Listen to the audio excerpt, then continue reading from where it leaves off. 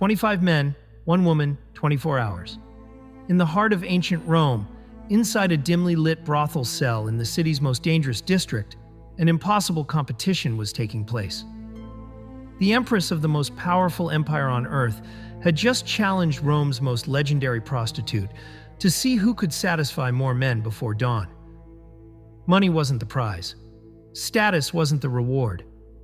This was pure raw competition, and what the empress did that night would seal her fate forever.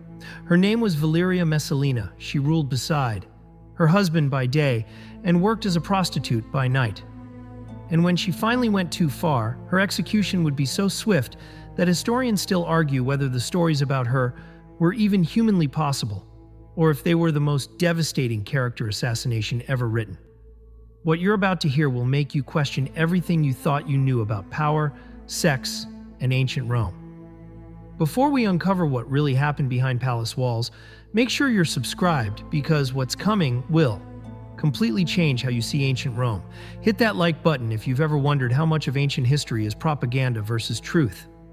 Comment below which part of this story shocks you most. We'll be revealing details that even historians find almost impossible to believe. What you're about to hear comes from multiple ancient sources: Tacitus, Suetonius, Juvenal, and Pliny the Elder, all writing within decades of these events when eyewitnesses were still alive. Modern forensic historians have spent centuries trying to separate fact from political propaganda. The truth they've uncovered is somehow both less extreme and more fascinating than the legends suggest. The year is 38 CE and Rome stands at the center of the known world. The marble temples gleam white under the Mediterranean sun. But in the shadowed corridors of the imperial palace, something darker is taking shape. The Emperor Caligula's reign has descended into madness. Executions happen daily. Paranoia infects every conversation, and survival requires making yourself seem harmless, irrelevant, invisible. In one of the palace's less prestigious wings lives Claudius, the emperor's uncle. He's 47 years old, and everything about him screams weakness. He stutters when nervous. He drags one leg when he walks. Saliva sometimes escapes his mouth when he speaks. For decades, his own family has treated him as an embarrassment, keeping him away from public view, assuming he's too simple-minded for politics. This assumption will save his life. Across the city in a mansion befitting Rome's ancient aristocracy lives 15-year-old Valeria Messalina. She descends from Augustus's sister, making her blood as blue as it gets in Rome. Ancient sources describe her as beautiful, dark hair, pale skin, features that conform perfectly to Roman ideals. But what strikes people most about her isn't beauty, it's intensity. When she looks at you, you feel examined, evaluated, judged. She's intelligent, ambitious, and about to have her entire future decided without anyone asking her opinion. Roman marriages among the elite aren't about love. They're about alliances, bloodlines, political advantage. When Caligula decides to marry Messalina to his embarrassing uncle Claudius, nobody imagines it matters much. Claudius will never be emperor. This marriage just keeps Messalina close to the palace, produces children with imperial blood, and solves a minor political problem. The girl herself has no say in the matter. One day she's told she'll marry a man 3 decades older than her, a man she finds physically unappealing. And that's that. Her wedding night at 15 years old to a drooling, stuttering man in his late 40s must have been traumatic in ways ancient sources never acknowledged, because Roman culture didn't recognize female consent as particularly important. Then, just 3 years later, everything changes. Caligula is assassinated by his own guards. In 41 CE, chaos erupts. Who will be emperor? As soldiers search the palace, they find Claudius hiding behind a curtain, trembling. Almost as a joke, they proclaim him emperor. Suddenly, impossibly, the man everyone dismissed as an idiot rules the greatest empire in history. And Valeria Messalina, barely 18 years old, becomes Empress of Rome. Little did anyone know that this teenage empress would become the most notorious woman in Roman history. Her name forever associated with sexual excess so extreme that 2,000 years later we're still talking about it. Imagine yourself in Messalina's position. You're 18. Your husband is emperor, but he's also nearly 50, physically unappealing, and by all accounts, not particularly interested in sex. You have unlimited wealth, command over thousands of servants, and access to anything Rome can offer. You've already produced 2 children, securing your position. What do you do with absolute power and complete boredom? According to ancient sources, Messalina began slipping out of the palace at night. She would wear a blonde wig to disguise her dark hair, dress in ordinary clothes, and disappear into Rome's streets, accompanied by just one trusted attendant. Palace guards noticed, but said nothing. What could they say? She was the empress. Confronting her could mean execution. Where was she going? To the Suburra, Rome's notorious red light district, where prostitutes worked in tiny cells and sailors from across the empire came seeking pleasure. Tacitus and Suetonius both report that Messalina worked in a brothel under the name Liska, which means she-olf. She paid the brothel owner for the privilege of using a room. She serviced clients who had no idea they were sleeping with the Empress of Rome. The psychological complexity of this behavior is staggering. This wasn't forced prostitution. She was paying to do it. This wasn't financial desperation. She commanded the wealth of an empire. According to sources, she sometimes charged normal prostitute rates, other times worked for free. The motivation wasn't money. It was something else entirely. If you're shocked by what you're hearing, hit that like button because the contest with 25 men is coming. And it's somehow even more unbelievable than what we've covered so far. Back at the palace, Messalina played the role of dignified empress perfectly during daylight hours. She attended state functions beside Claudius. She received foreign dignitaries with appropriate gravitas. She managed imperial household affairs efficiently. Nobody watching her at official events would suspect that hours. Later, she'd be in the Suburra serving anonymous clients in a prostitute cell. But Messalina wasn't content with anonymous encounters. Ancient sources describe increasingly elaborate palace parties that crossed every line of Roman propriety.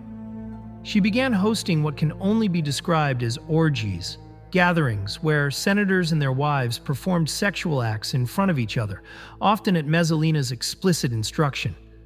These weren't entirely voluntary. When the empress invites you to a party, refusing could be interpreted as disrespect, potentially treason. Guests arrived nervous and left compromised, bound to Messalina through mutual guilt and shame. The guest lists read like a directory of Rome's power structure. Senators seeking favor, generals needing military appointments, merchants wanting lucrative contracts. Once they participated in Messalina's parties, she owned them. They couldn't oppose her without risking exposure of their own behavior. It was blackmail, through hedonism, and it was remarkably effective politically. Claudius somehow remained oblivious, or perhaps chose to remain ignorant. His freedmen advisors, former slaves who had risen to positions of enormous power, watched Messalina carefully, gathering evidence, waiting for the right moment. Narcissus and Pallas, the 2 most powerful men after Claudius himself, understood that Messalina threatened the empire's stability. But moving against an empress required perfect timing and unquestionable proof: the preparations. For disaster were being made on all sides, though nobody realized it yet. Then came the competition that would make Messalina legendary for 2 millennia. Pliny the Elder, writing in his natural history just decades after Messalina's death, describes it matter-of-factly. Messalina challenged Sila, Rome's most famous prostitute, to see who could satisfy more men in 24 hours. Picture the scene. 2 women, one an empress in disguise, one a professional courtesan engaging in what might be history's most bizarre contest. According to Pliny and sources that quote him, both women worked through an entire day and night. The specific numbers vary slightly across sources. Some say 25 men, others claim the count went higher, but the consistent claim is that Messalina won easily, still seeking more partners when Sila admitted defeat. The sheer physical logistics are almost unbelievable. 25 men in 24 hours means a new partner every hour with no breaks for food, sleep, or recovery. From a medical standpoint, this would cause severe tissue damage and exhaustion. Did it really happen exactly this way? Many modern historians are skeptical, but the story appears in multiple independent ancient sources, which suggests at minimum that Romans believed their empress had done something extraordinarily scandalous involving sexual excess and public competition with prostitutes. What drives someone to this? Modern psychology might diagnose hypersexuality disorder, a condition where sexual thoughts become intrusive and compulsive, where behavior escalates. Despite negative consequences, where normal satisfaction becomes impossible to achieve. The pattern matches what sources describe about Messalina. Constantly seeking more, never satisfied, behavior escalating over time, unable to stop despite obvious dangers. Roman medicine had no framework for understanding psychological conditions. They attributed excessive female sexual desire to hysteria, supposedly caused by the womb wandering through the body. A Roman doctor examining Messalina would have prescribed herbs or dietary changes, completely missing any underlying psychological issues. She was trapped in patterns of behavior she might not have understood or been able to control in a culture with no treatment and no sympathy. Back at the palace, Messalina's behavior was becoming impossible to hide. Too many people knew. Rumors spread through Rome streets. Common people gossiped about seeing the empress in the Subura. Senators who attended her parties whispered to each other.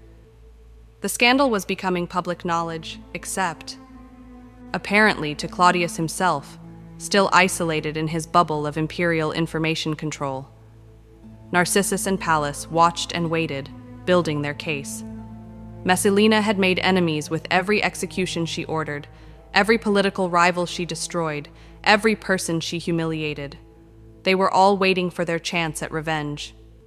The storm was gathering, and Messalina seemed utterly unaware of the disaster approaching, and then impossibly she made everything worse. In the year 48 CE, Messalina fell in love, not with her husband, not with anonymous brothel clients, but with Gacilius, by all accounts, the most handsome man in Rome. He was a senator, wealthy, charming, and politically ambitious. Their affair wasn't particularly secret, but what happened next defies rational explanation. While Claudius was away at the port of Ostia overseeing grain shipments, Messalina married Silas in a public ceremony. Read that again. She married another man, while still married to the emperor. This wasn't a secret tryst. This was a full traditional Roman wedding with witnesses, signed contracts, bridal attire, religious rituals, and hundreds of guests. Tacitus describes it as a celebration complete with music and feasting held in Messalina's gardens with senators and aristocrats in attendance. What was she thinking? The sources suggest two possibilities. Either she had completely lost touch with reality after years of escalating behavior, or she was attempting a coup planning to make Silas the new emperor by replacing Claudius. Either explanation requires understanding that Messalina had reached a point where normal risk assessment no longer functioned. Imagine being a guest at that wedding. You receive an invitation to the empress's marriage ceremony to someone who isn't the emperor. Do you attend? Refusing insults the empress and risks her legendary vindictiveness. Attending makes you a witness to what could be considered treason. Either choice could mean death. Many chose to attend, perhaps hoping Messalina's coup would succeed and they'd be rewarded for their loyalty, or perhaps simply too terrified to refuse. The celebration continued for hours. Music played, wine flowed, the bride and groom performed traditional rituals, including mock religious ceremonies. Some sources claim they consummated the marriage publicly, or at least theatrically,